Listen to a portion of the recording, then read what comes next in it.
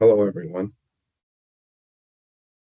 We see a world in the Middle East that is in continual turmoil and conflict. It has been for many, many years. People will say it goes back 80 years, but it actually goes back significantly further. The There's a promise in the Bible called the Abrahamic Covenant. It's a land promise that extends for the entire Middle East. And when you talk about Moses's promised land, this is the land that Abraham was promised. And so there's questions. Uh, if you look at Zionism, it's the idea that this land belongs to the Jewish people. But I want to analyze that promise in detail. And today I want to look at Jacob and Esau, because the promise went from Abraham to Isaac, and from Isaac it went to Jacob. Originally, Esau was the older son, but Jacob is the supplanter or the usurper. He he gets the promise that people believe that his father Isaac believed would go to his older son Esau when Esau sold his birthright. Now, in order to discuss this in proper terms in modern times, it's important that we discover who is Jacob and who is Esau. And I find almost universally Christianity gets this answer wrong. During the uh, during the days of the Maccabees, Esau was invaded by Judah, and they conquered Esau, and they gave Esau a choice: you can die or you can convert to Judaism.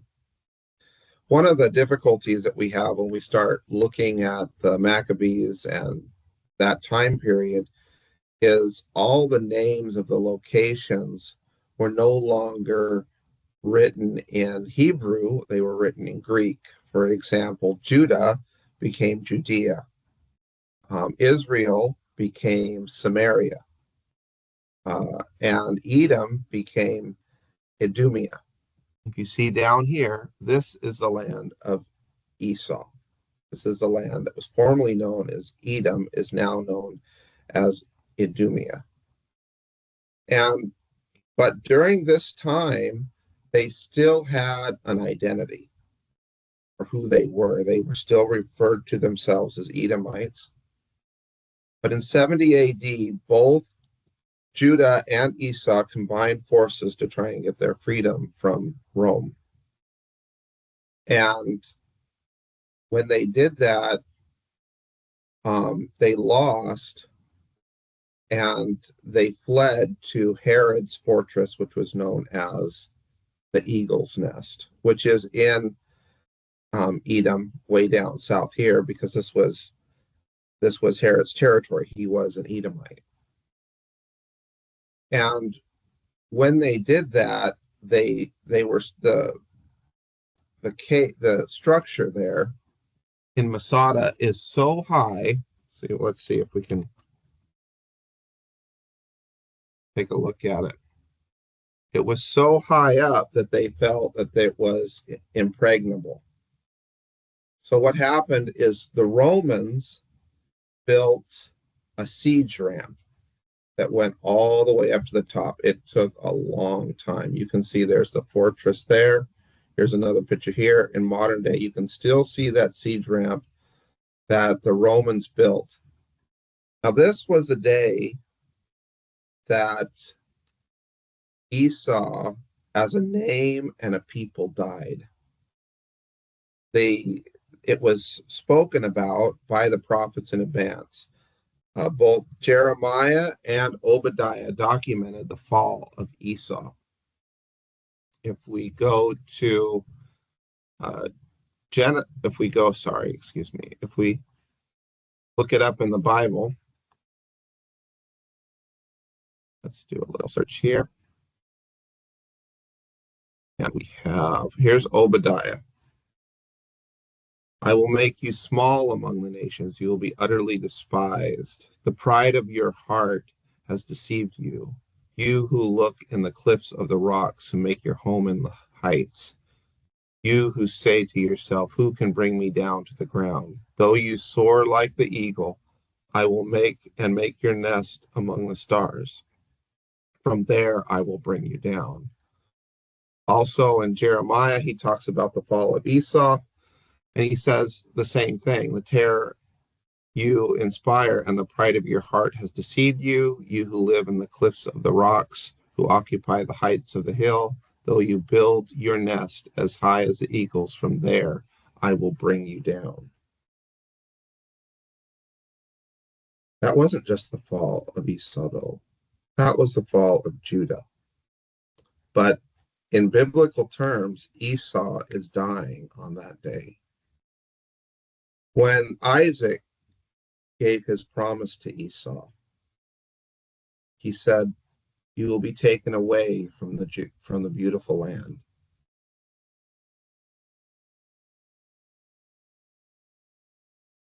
And so the Jewish dysphoria began. But in God's eyes, it's not done through the standpoint of Judah, but it's done through the standpoint of Esau. Now, Israel at that time was gone. In 722, they were destroyed by the Assyrian army. But they, though Assyria murdered them, Assyria was the assassin and the assassin was paid. In Isaiah 7, sorry, Isaiah, Isaiah 7, Israel is attacking Judah. And the king of Judah, Ahaz, is taking his money to the king of Assyria to pay off the king to attack Israel. And Isaiah comes to try to stop him. He said, "Look, don't do this. Israel is going to pay for their sins, but it shouldn't come from your hands." He says, "Ask the Lord for a sign from the deepest depths or the highest heights." He's pleading for the king of Judah, don't sell your brother. He's begging him, don't let your hands be stained with his blood. But Ahaz said, no, I'm not going to put the Lord to the test. And Isaiah comes back with his famous quote. He said, oh, okay, I'll give you a sign. You won't ask for one, I'll give you a sign. Behold, a virgin will be with birth, and his name will be Emmanuel. During that day, Isaiah took his son. A remnant will return.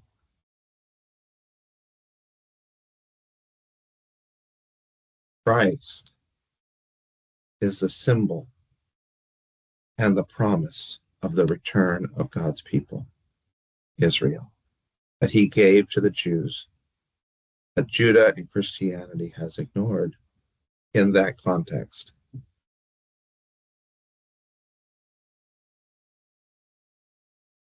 There, Rachel had two sons. One son was named Joseph, and the other son was named Benjamin. And in years prior, Benjamin had also sinned.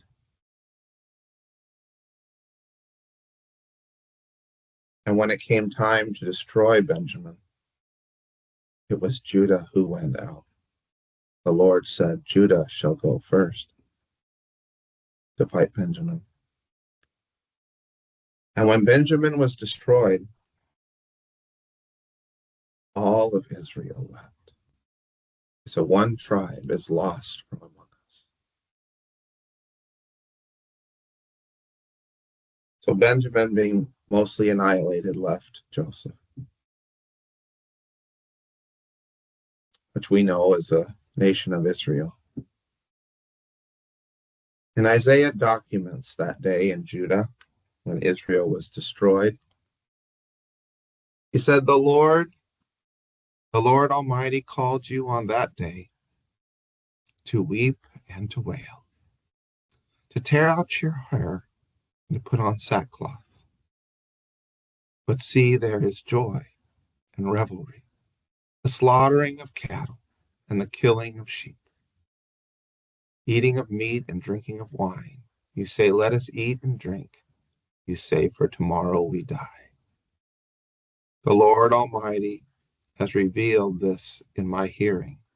Till your dying day, this sin will not be atoned for, says the Lord Almighty. Here you claim the title of Israel, the Zionists do, and yet when Israel died, they didn't shed a tear. They rejoiced. Of course, just like Cain, after he murdered his son Abel, he himself would be sent away. That's the penalty for murder, is exile. So it was on that day that Judah didn't notice, but their exile would come. Ironically, Israel was the buffer between Assyria and themselves. Without that buffer, Assyria would come to their doorstep. Now, during the reign of the fallen king, Hezekiah, he showed love to Israel. He invited them to the Passover. And because of that, God turned back the clock on Judah's destruction. He actually moved the sun in the opposite direction, showing that their destruction was postponed, delayed, not withdrawn. So now Israel's out of the picture. And the murderer of Israel says, now the promise is ours. In the story of Esau, he says, I'll kill my brother, and then I will get his inheritance. So they were in their diaspora for many, many years. Then they returned to the land of their forefathers, and they said, my brother is dead. Now I will claim his inheritance. So he came back and he made his sacrifice in 1948. Said, Lord, I'm now ready. I'm ready to receive my inheritance. I'm ready to receive the promise of Abraham.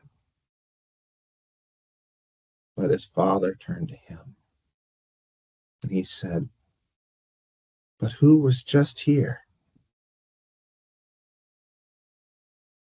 Behold, I have given everything to him.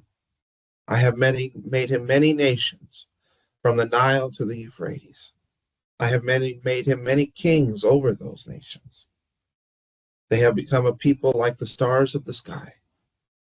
I have given them everything, and I have nothing left for you.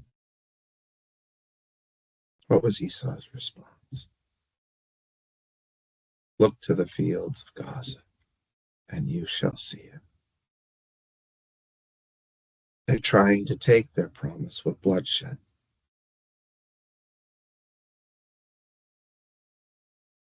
Esau has a covenant of death. His name means red, blood. It says, it is presumed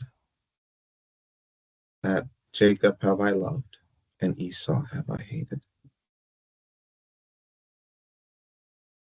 But among the Jewish people, is the covenant of the Levites, and blood is what Levi is. They make the sacrifices. They don't get a land inheritance, but their job is to make atonement for the people. Their job is to serve Israel. As it is written of Esau, the older will serve the younger.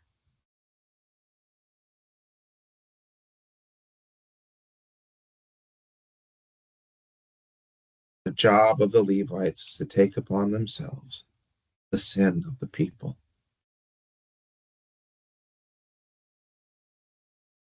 God said, your covenant with death has been annulled.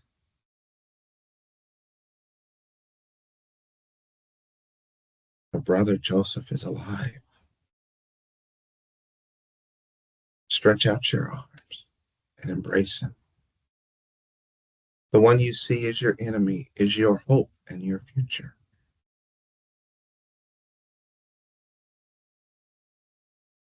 Only we had eyes to see. All this was planned by God from the beginning. For our hate, he gives us his love. For our division, he gives us his unity. All these wars that we put on him,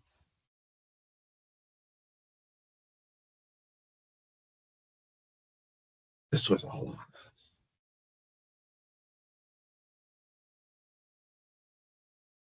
The Son of God died. But at the word of Gabriel, he was conceived. He made him into many nations from the Nile to the Euphrates.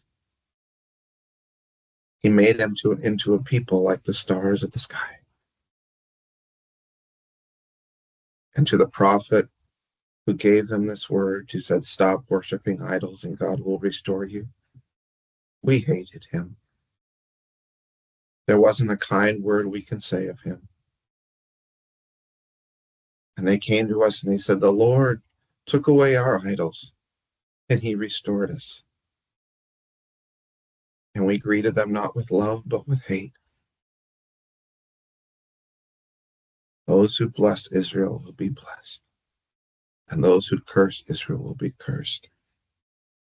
Why was Israel chosen? God said he looked at all the peoples of the earth. He saw one people who were not loved and not cared for. He referred to them like a baby that was unchanged and lying in their own filth and blood. He said, if I don't do something, that child is going to die. So I took them into my arms and I made them my own. Look at the world this day. Who comes to the defense of those in Gaza, of those in the West Bank?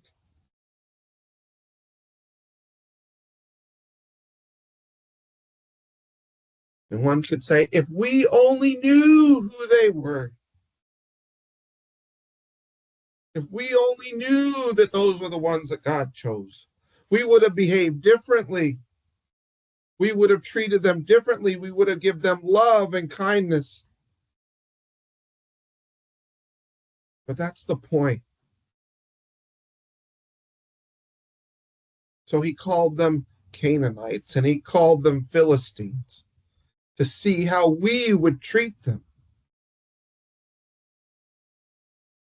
When they came to you and they said, God took away our idols, let's celebrate together, let's break bread. How did we treat that?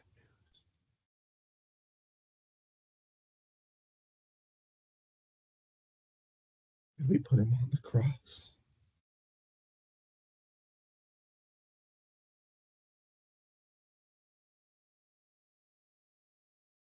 America, what have you done?